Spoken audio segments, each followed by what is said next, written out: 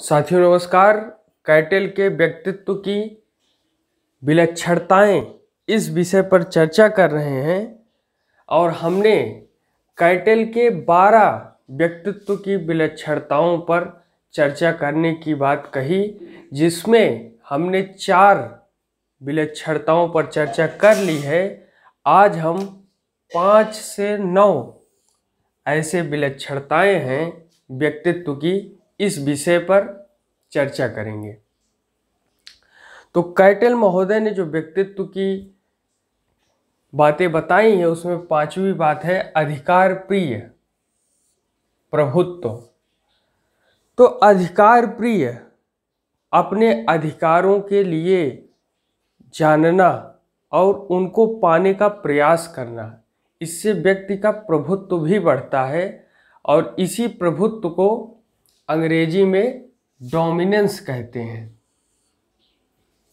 क्या कहते हैं? डोमिनेंस। अब इसका विपरीत क्या है? वर्सेस।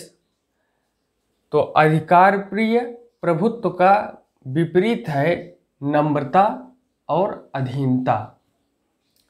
नम्रता का तात्पर्य व्यक्ति नम्र रहे और अधीनता का तात्पर्य किसी के अंडर में कार्य करना। जैसे आज जो भी सर्विसेज हमको मिलती है उसमें क्या होता है, हमें किसी न किसी व्यक्ति के अधीन कार्य करना पड़ता है। जैसे डीएम के नीचे एसडीएम, एसडीएम कार्य करते हैं और डीएम के ऊपर भी जो मंत्री हैं और भी उच्च, तो वो सब उनके ऊपर जो है नियंत्रण स्थापित करके, ब्यूरोक्रेसी पर नियंत्रण स्थापित करके कार्य करते हैं। तो अधिकार प्रिय प्रभुत्व डोमिनेंस, इसका जो है विपरीत है नम्रता या अधीनता। इसको अंग्रेजी में हम कहेंगे सबमिसिवनेस। तो ये बहुत बढ़िया बात है। अब छठी बात है प्रसन्न मुख, आह्लाद, चिंता रहित। तो यहाँ जो आह्लाद शब्द आया है, आपने सुना होगा कई बार कि मन प्रसन्नता से आह्लादित हो रहा है, यानी प्रसन्नता से मन छलक रहा है। तो यही जो प्रसन्न मुख आह्लाद है, इसी को कहते हैं कि प्रसन्नता से मन छलक रहा है, यानी चिंता रहित हो जाना, किसी चीज की, हर चीज की चिंताओं से मुक्त हो जाना। यही क्या है? सर्जेंसी है। ये एक व्यक्तित्व का हिस्सा होता है।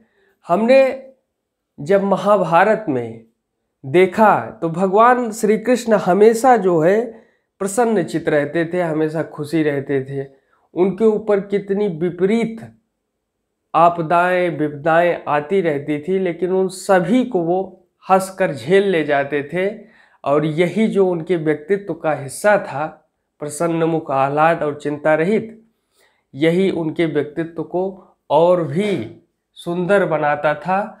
और इसका विपरीत है विवादपूर्ण या चिंता।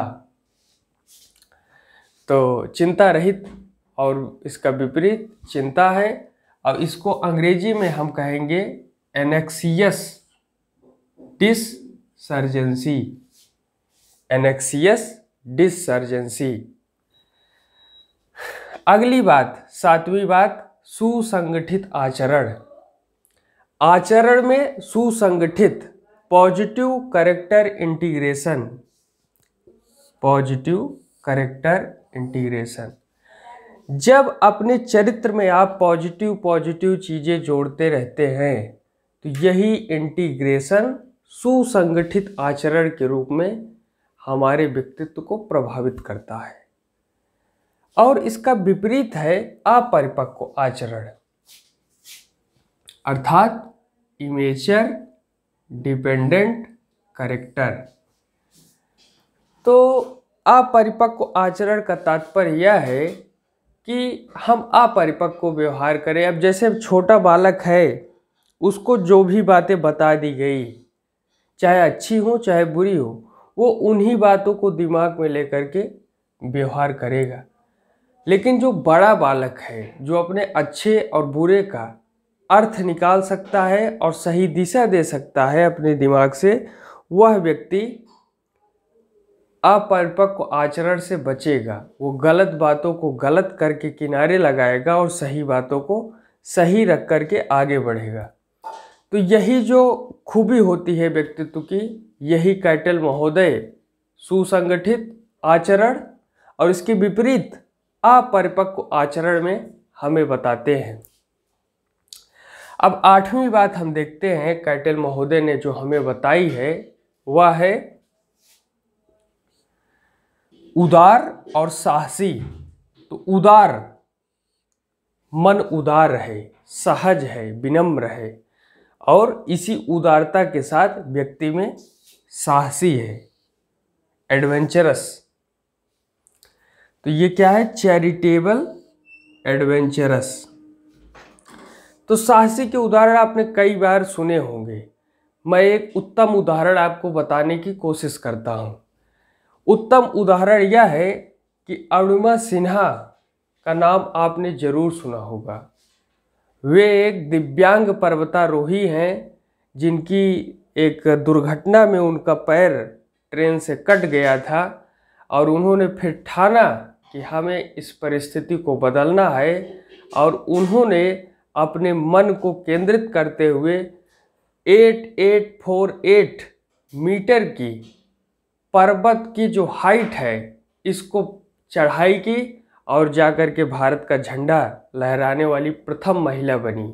दिव्यांग महिला पर्वतारोही और अंतर्राष्ट्रीय ख्याति उन्होंने प्राप्त की और ये उनके साहस का अद्वितीय उदाहरण है और यह उनके व्यक्तित्व का हिस्सा है। और कैटल महोदय अपने जो उन्होंने प्रयोग किया उसके आधार पर उन्होंने बताया कि उदार और साहसी यह एक व्यक्ति का व्यक्तित्व होता है और इसका विपरीत है संकुचित, नैरो और अवरोधी स्वभाव। तो अवरोधी स्वभाव यानी स्वभाव में अवरोध और संकुचित होना, बड़ी सामान्य सी बातों पे अपनी परिस्थितियों को विपरीत कर लेना, ये जो है संकुचित और अवरोधी स्वभाव है। इसको हम अंग्रेजी में क्या कहेंगे? आप लोग बताइए। ऑब्स्ट्रक्टिव। ऑब्स्ट्रक्टिव, तो यह अवरोधी स्वभाव है। अब हम अगली बात देखते हैं जो कैटल महोदय ने हमें बताई है।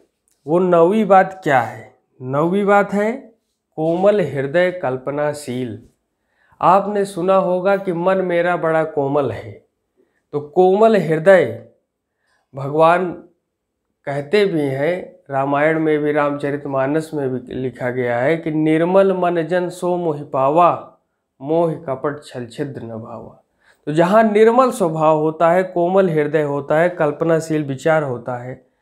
एक विरोधी बात यहाँ पर भी आपको लग सकती है कि कोमल हृदय आप कह रहे हो, फिर कल्पनाशील, दो अलग बातें हो सकती हैं।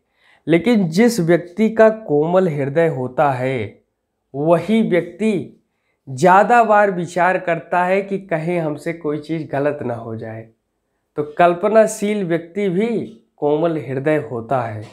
तो ये कैटल महोदय हमें बताते हैं और इसकी अंग्रेजी है एनेक्सियस इमोशनलिटी और इसके विपरीत है कि कठोर स्वभाव, रेजिड, टफ या पॉइज। तो ये जो कठोर स्वभाव है यह भी व्यक्ति के व्यक्तित्व का हिस्सा होता है। कोई कोई व्यक्ति होता है बहुत कड़ा जवाब देता है और बहुत ऐसी परिस्थितियों का निर्माण कर देता है जो है उस समय के लिए उपयुक्त नहीं होती। तो आज हमने 5 से 9 व्यक्तित्व की विलक्षणताओं के बारे में चर्चा की जो कैटल महोदय ने हमें बताया। आगे कितना बच रहा है? 9, 10, 11, 12। इसको आने वाले वीडियो में चर्चा करेंगे। इतना ही, धन्यवाद। जय हिंद।